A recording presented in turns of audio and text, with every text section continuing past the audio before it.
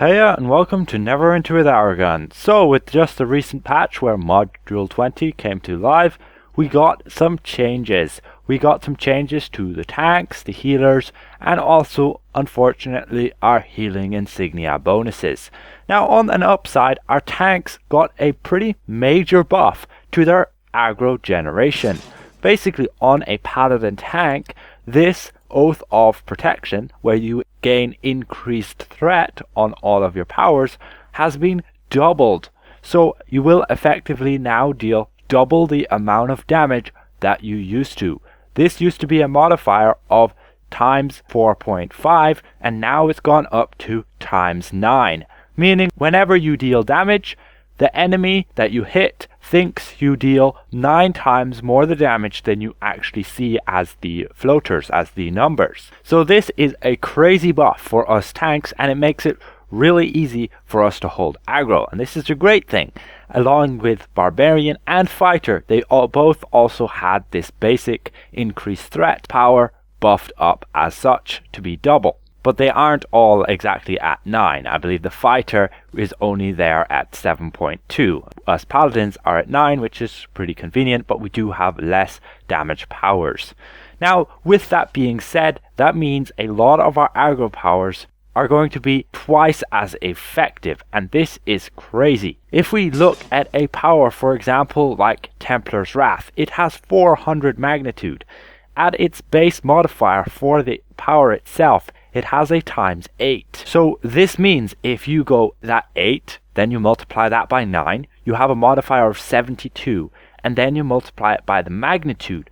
Disregarding any of your offense stats, you are dealing a magnitude of 28,000. Yeah, that's crazy insane. I will make a detailed video in the future going over the threat and how it works and how they stack up on top of each other, how this Oath of Protection stacks up with your Oath Strike and what modifiers all of these powers have that increase your threat and make you overall be able to generate more of that aggro. So this has been a very positive thing for us tanks, making our life a whole lot easier. And yes, as I've been mentioning, we don't need to stack up offense stats. We can literally just not worry about them whatsoever. This is great, but I don't know if it's going to remain as it currently is. It's really powerful the way it stands, but I don't think it's such a negative thing.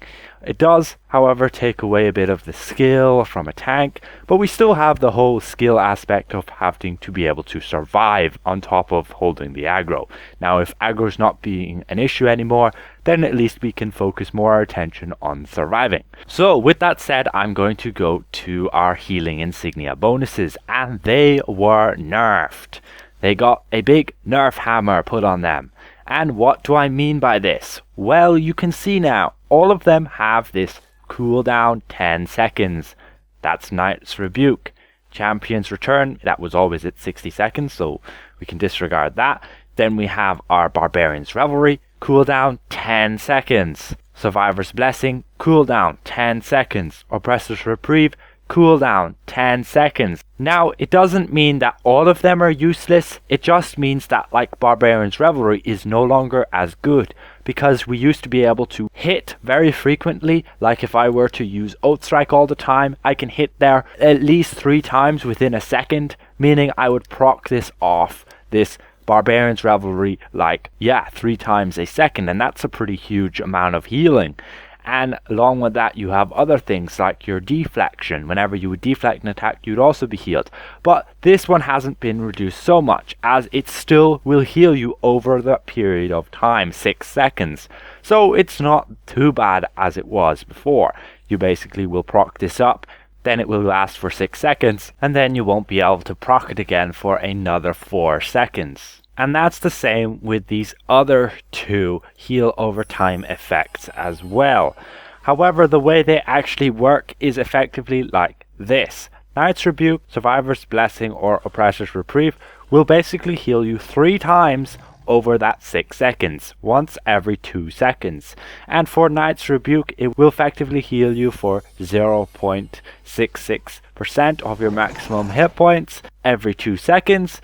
And then we have Survivor's Blessing is also the same, 0.66%, and however our Oppressor's Reprieve is 1% every 2 seconds.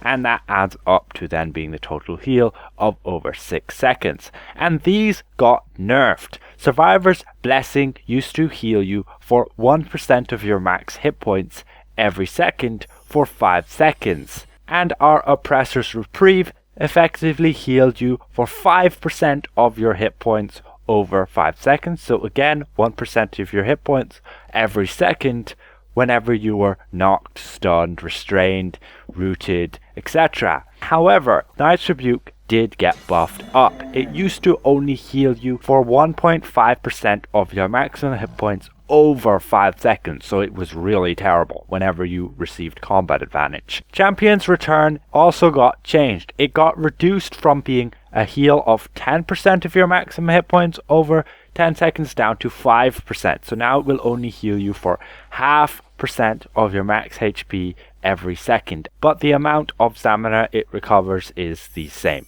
And then for the Barbarians Rivalry, it effectively actually got buffed up to 2% of your max HP, but since we can't proc it every odd second anymore, it now will only heal us every 10 seconds because of that cooldown. It just means Barbarians Rivalry is no longer as good, which is somewhat a positive side. Like DPS and such can't keep themselves alive that easily with Barbarians Rivalry, but it does take away from the healing that we have in solo content. But with the change to these healing potions, the base healing potions, I don't believe I have any in my inventory, they now heal you for a whole ton, so kind of makes up for that, I guess. But it's still a bit of a bummer that they have these annoying cooldowns now. But I'm just saying this to keep you guys aware that this has happened, and it's going to mean that healing within PvP isn't going to be as impactful. You will see a little decrease in your survivability, and even as a tank, relying on these to keep yourself healed won't be as easy. So now we go to the healer changes, and the major thing they went and done was changed up our powers, the ones which divide our heals, like this Divine Touch. Basically, you'll heal allies at a target location, and the magnitude will decrease by the number of targets you're actually healing. So if I were to go and heal one target, just myself, that would have that 650 magnitude. But if I were to heal 2 people, myself and another ally, then that's decreased by a half on both of us. So it would heal me for 325 and the other guy for 325. And that would get divided down to a maximum of 5 times, meaning you would only have 130 magnitude on all 5 targets if you were to heal it. And that's why people generally prefer to run with like Divine Shelter, because it already has that nice high magnitude. And in fact, this also got a big buff. It was buffed up from 220 magnitude to 265 magnitude. This is really great, but it just means that yeah, Divine Touch just really isn't that great. As it's divided by 5, it's all the way down to 130 magnitude, and that's why Divine Shelter is a whole lot better just to heal everybody.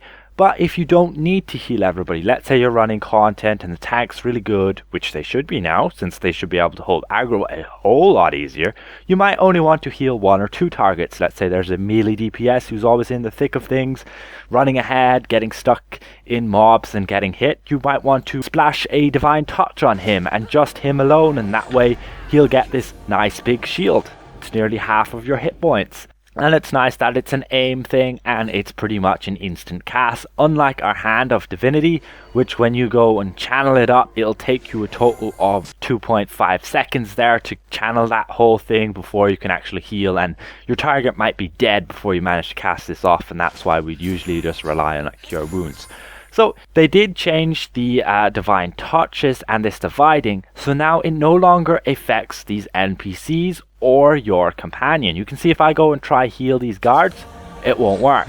But if I go and try heal the guards with, let's say, Divine Shelter, it will work. You can see you can shield them. But they've basically disabled this division healing power on all of the healers. So you have the Revitalize and the Bastion of Health on the other 2 healers. That's the Warlock and the Cleric.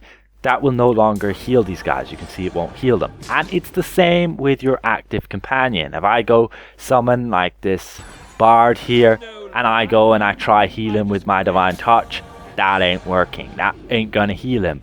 But again, if I want to use, let's say, my Sheltering Light, there we go, it gives him a shield. So that still works. It makes it kind of actually useful to run within a dungeons and such. It was very annoying having this divide up on companions, because especially now with this whole combat rework, a lot of people are running with actual combat companions which have hit points and actually take part in combat, and thus that companion would generally follow people around, and then it'd be a lot harder to just heal the player and not accidentally heal the companion, then reducing that heal potency by a half.